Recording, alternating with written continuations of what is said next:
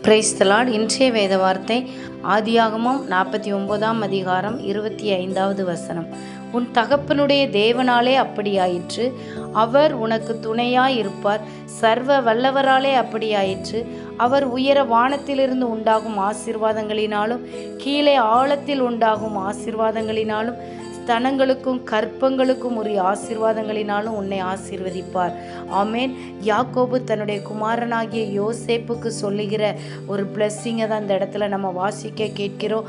உன் தகப்பனுடைய தேவன் என்று சொல்லியிருக்கிறது. யாக்கோபின் தேவன் உனக்கு துணையாக இருப்பார் என்று சொல்லி யோசேப்பினுடைய வாழ்க்கையில் நாம் பார்க்கும்போது அவருக்கு கொடுக்கப்பட்ட எல்லா தரிசனங்களும் வாக்குத்தத்தங்களும் நிறைவேறுமா என்ற ஒரு கேள்விக்குறியாக இருக்கும். அவன் அடிமையாக விற்கப்படுகிறான்.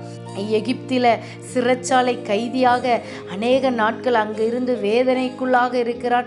ஆனால் யோசேப்போடு கர்த்தர் இருந்தார். அவன் பரிசுத்தத்தை காத்து கொண்டான். தேவ பிள்ளைகளே, இந்த நாளில் இந்த சத்தத்தை கேட்கிற நீங்களும் நானும் நம்முடைய வாழ்க்கையில் வருகிற எல்லா உபத்திரவங்களின் வேதனைகள் சோதனைகளின் மத்தியில் தேவனை நாம் பிரியப்படுத்துகிறோமா, அல்லது என்ன என்று சொல்லி கூட கவனிக்காதபடிக்கு நாம் சோர்ந்து போய் அவிசுவாசமான வார்த்தைகளை பேசுகிறோமா? இன்று நாம் சிந்திக்க வேண்டும். யோசேப்பினுடைய வாழ்க்கையில் எத்தனையோ காரியங்கள் இடறலுக்கு ஏதுவாக இருந்தது. ஆனால் அவன் பரிசுத்தத்தை காத்து கொண்டு தேவன் மீது குறை கூறாதபடிக்கு தன்னுடைய வாழ்க்கையில் முன்னேறி சென்றபோது சர்வ வல்லமையுள்ளவர் அவனுடைய சந்ததியை ஆசீர்வதித்து கொடுத்தார். ஆமேன். யாக்கோபினுடைய தேவன் யோசேப்புக்கு துணையாயிருந்து யோசேப்பினுடைய சந்ததி பெருகுமா என்று சொல்லி யோசித்து கொண்டிருந்த வேளையில் யோசேப்பின் சந்ததியை அந்த எல்லைகளில் பெருக செய்யும்படி கர்த்தர் அவனை கடாட்சித்தார்.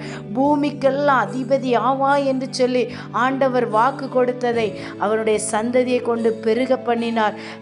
பெருக பண்ணினது மாத்திரமல்ல, ஒரு அதிபதியாக உயர்த்தப்பட்ட நிலைமையில கொண்டு வரப்பட்டார். அநேகரை போஷிப்பதற்கு யோசேப்பை கர்த்தர் பயன்படுத்தினார்.